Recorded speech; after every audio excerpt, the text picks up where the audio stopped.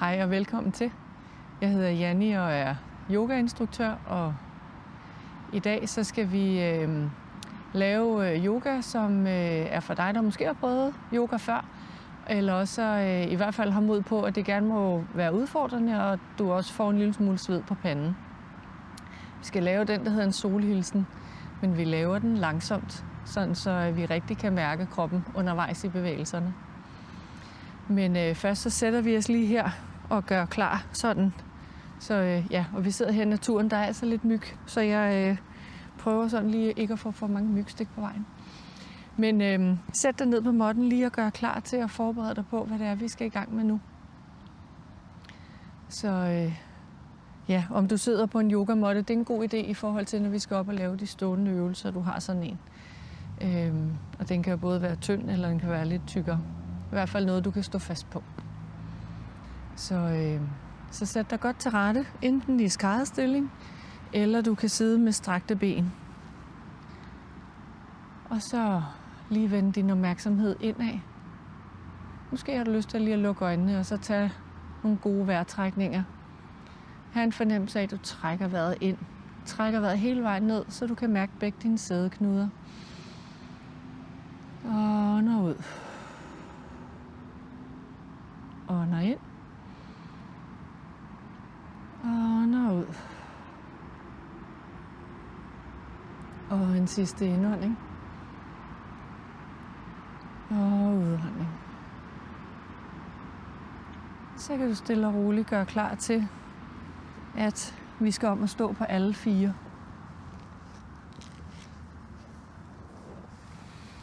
Og når vi skal lave den her øvelse, så er det vigtigt, at du har vægten på dine tommelfingre, sådan så du passer på dine håndled. Så du kommer op og stå her på alle fire. Og har lidt bredde afstand mellem dine knæ. Og så ånder du ind. Og på din udånding, så lader du tyngden trække, så du bliver helt rundrykket.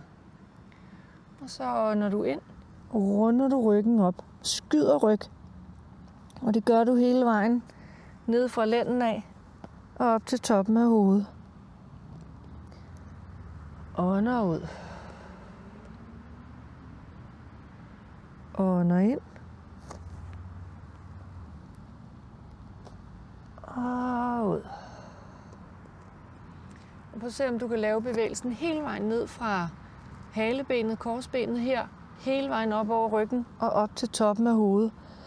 Så du virkelig skubber fra hånd og hele vejen ned til knæene. Og runder op. Og så lader du brystet falde ned, maven ned her. Godt. Og så kommer du op i neutral, lang lige ryg. Samler du dine store tær. Tag knæene ud til siden. Og så samler du hænderne inde under brystet. Og igen her er det vigtigt, at du har mest kontakt der under tommelfingrene, så du passer på din håndled. Og kan du ikke stå heroppe, fordi håndledene driller, så kan du måske stå på knoerne, eller du kan komme ned og ligge på dine underarme. Det må du mærke efter, hvad der føles bedst for dig. Og så gør du klar til, at du på en indånding åbner op, så du får et godt stræk hen over brystet. Åbner op, kigger op mod hånden. Udånding kommer du ned. Og modsat. Indånding op. Udånding ned. Indånding op fra side til side. Og ned. Og modsatte side. Indånding op. Udånding ned. Og tag en mere i din eget tempo. Fra side til side.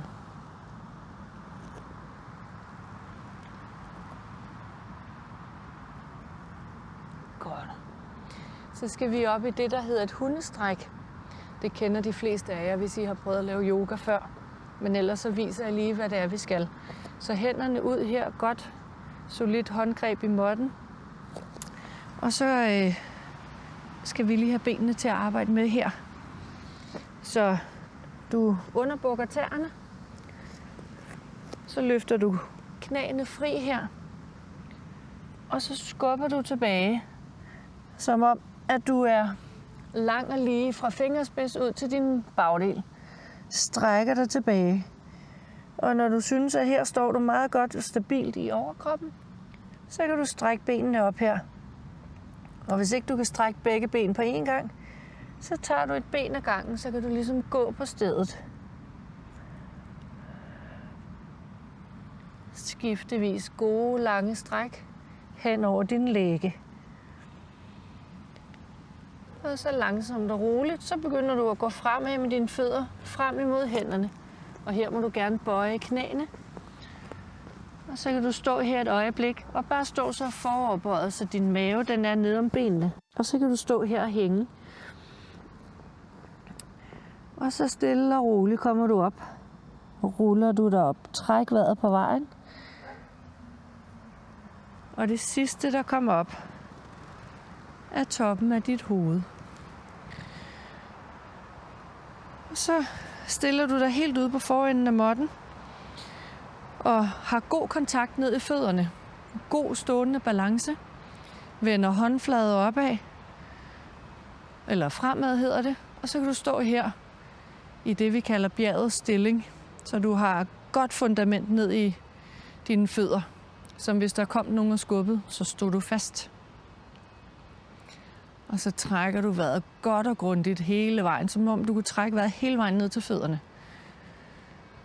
Trækker du ind, ånder ud. Ånder ind. Og ud. Næste indånding tager du armene med op over hovedet, ånder ind. Og så folder du forover. Hænderne hele vejen ned i måtten. Og det kan godt være, at du er nødt til at bøje knæene, så gør du det. Står du her i en foroverbøjning, trækker vejret ind, og ånder ud.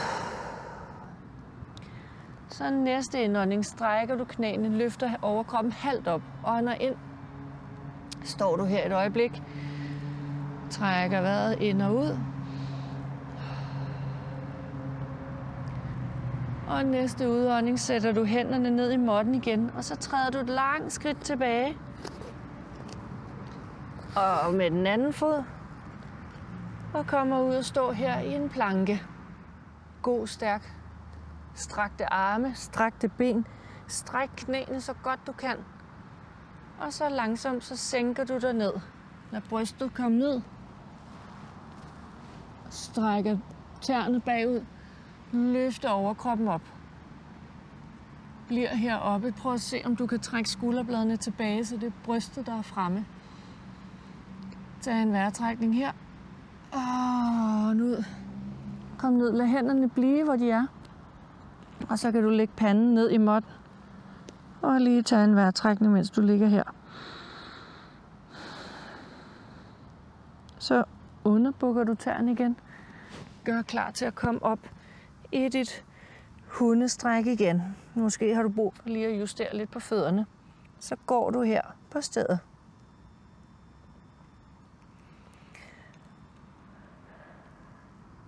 Stå et øjeblik. Så løfter du venstre ben godt op imod loftet. Trækker knæet med frem. Og sætter venstre fod i måtten op ved venstre hånd. Så strækker du det bagerste ben så godt du kan. Og løfter overkroppen op. Tager armene med op over hovedet. Og synker lidt ned i det bagerste ben. Og hvis det er for svært at stå med så stor en afstand, så kan man justere lidt. Men det, der er vigtigt, det er, at dit forreste knæ her ikke kommer ud over tæerne. Så knæet er hen over anklen. Og så kan man justere på det bagerste ben. Men i hvert fald så tager du armene op over hovedet. Og hvis du kan, så kan du lægge dig en lille smule tilbage. Ha' en fornemmelse af, at du har et stræk hele vejen ned fra det bagerste knæ hen over mave og ryg. Og strækker dig op. Ånder ud. Sætter hænderne i, trækker foden tilbage. Kommer ud og står i planke igen. Kommer ned og ligger på maven. Og løfter overkroppen op. Bliver her et øjeblik. Træk skulderbladene tilbage. Træk vejret ind. Og kom ned med panden. Læg panden et øjeblik. Ud. Underbukker tæerne. Løfter op i dit hundestræk. Justerer på fødderne. Og så løfter du nu højre ben op. Trækker højre knæ frem til højre hånd og sætter foden i måtten. Løfter overkroppen op. Og igen her, hvis der er for lang afstand her, så trækker du det bagerste ben lidt fremad. Og igen vær opmærksom på, at dit knæ ikke kommer ud over tæerne, men at knæet er hen over dine ankler. Så passer du nemlig på din led. Så tager du en indånding, tager armene op over hovedet. Og når ud. Og så kan du prøve at mærke, om du kan læne dig tilbage. Se om du kan få et dejligt stræk hen over hele forsiden.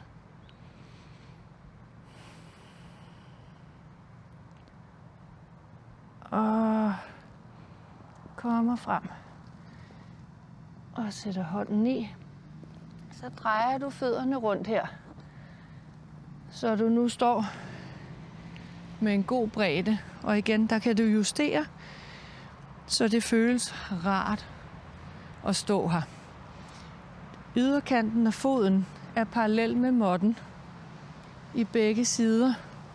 Så tæerne peger lige frem og hælen lige tilbage. Så har du en fornemmelse af, at du presser vægten ned på lille tåsiden af dine fødder. Skubber ud af. Og samtidig så trækker du kræfterne ind her, så du har gode, stærke inderlår. Så tager du armene op over hovedet. Og så læner du dig halvvejs ned, så du kommer ud og stå sådan cirka her. Tager en god indånding og udånding. Lad du dig komme hele vejen ned. Kan tage fat i dine ankler her.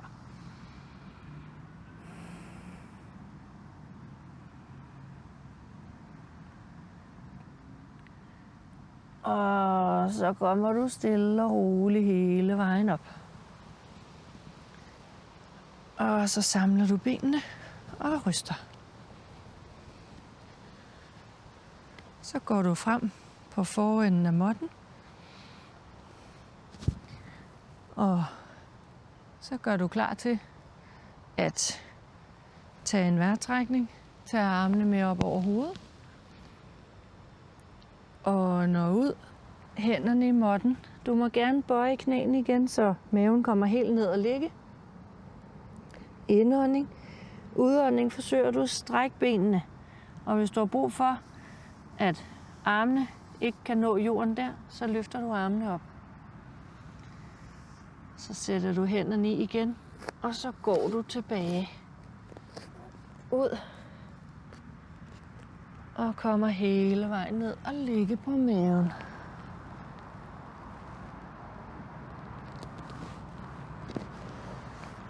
Så tager du hænderne ud til siden, som sådan en kaktus, kan vi kalde den. Og du har panden i måtten, hænderne her ved siden. Og så forsøger du at løfte begge dine ben. Strakte ben løfter du op, begge ben, så godt du kan. Og sænker ned igen. Her er det vigtigt, at du får spændt op ned i din mave og i din lænd, sådan så at når du løfter benene, så er det ballerne, du bruger, og ikke, det må ikke gøre ondt i lænden. Så nu gør vi det en gang til. Spænder godt op og gør klar, og så løfter du op. Og hvis du tænker, det går meget godt, så kan du løfte overkroppen med op, løfte armene op. Så du spænder godt op på hele bagsiden. Og så kommer du ned igen.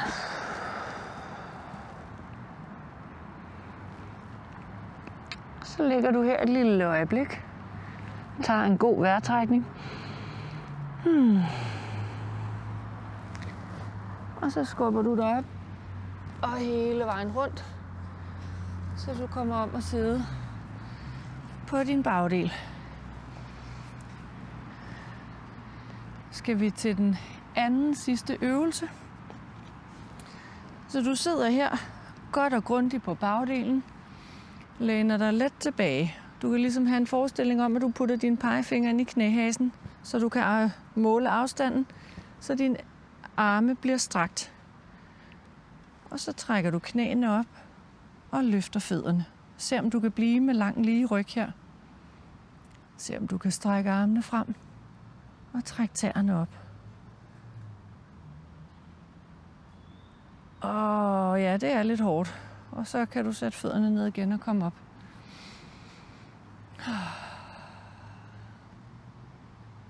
Så strækker du benene frem for dig. Lige vipper lidt med anklerne. Og så bøjer du benene igen. Strækker armene frem for dig. Og så den sidste øvelse, vi skal her, før vi skal i gang med det rare afspænding. Det er, at du langsomt, lige så langsomt, kan se, at du skal ned og ligge. Hvirvel for hvirvel, så nu er det mavemusklerne, der arbejder. De er virkelig på arbejde, de der mavemuskler. Det er det aller sidste, vi skal. Hele vejen ned. Og så kan du strække benene. Og læg dig godt til rette. Tag et tæppe over dig. Sæt et æggur. Og læg her og mærke, hvordan din krop har det efter sådan en omgang yoga. Jeg sætter mig nu op, og det gør jeg, fordi jeg vil sige tak, fordi du så med. Og det kan være, at vi ses en anden gang. Tak for i dag.